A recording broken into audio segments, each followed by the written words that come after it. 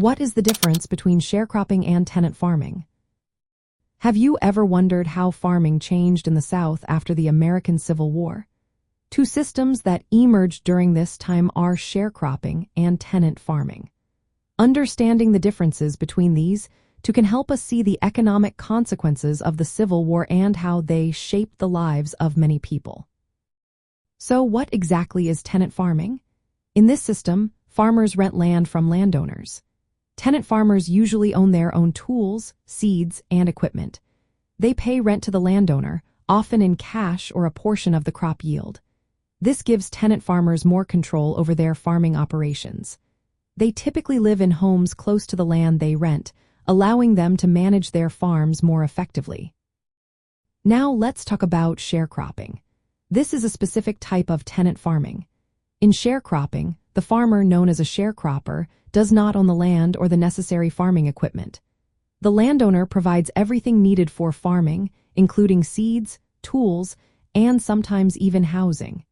In return, the sharecropper gives a large portion of the crop yield to the landowner as payment for these supplies. This system became popular after the Civil War, especially among former slaves and poor white farmers who lacked resources. After the Civil War, many people found themselves without land or means to farm. Sharecropping allowed them to work on land they did not own while receiving the supplies they needed. However, this often led to cycles of debt and poverty. Sharecroppers were heavily dependent on landowners for everything, which made it difficult to improve their situations. On the other hand, tenant farming offered more independence. Tenant farmers had more control over their farming decisions and could keep a larger share of their crop yield. However, they needed some capital to purchase or rent the necessary equipment and supplies. Both systems were shaped by the economic conditions following the Civil War. The need to rebuild agriculture led to the rise of tenant farming and sharecropping.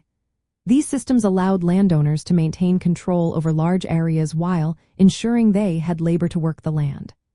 Unfortunately, they also perpetuated cycles of poverty, especially for sharecroppers who often received only a small portion of what they produced.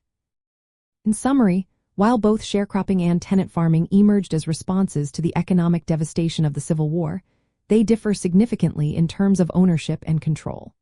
Tenant farmers had more autonomy, while sharecroppers relied heavily on landowners, which often trapped them in a cycle of debt.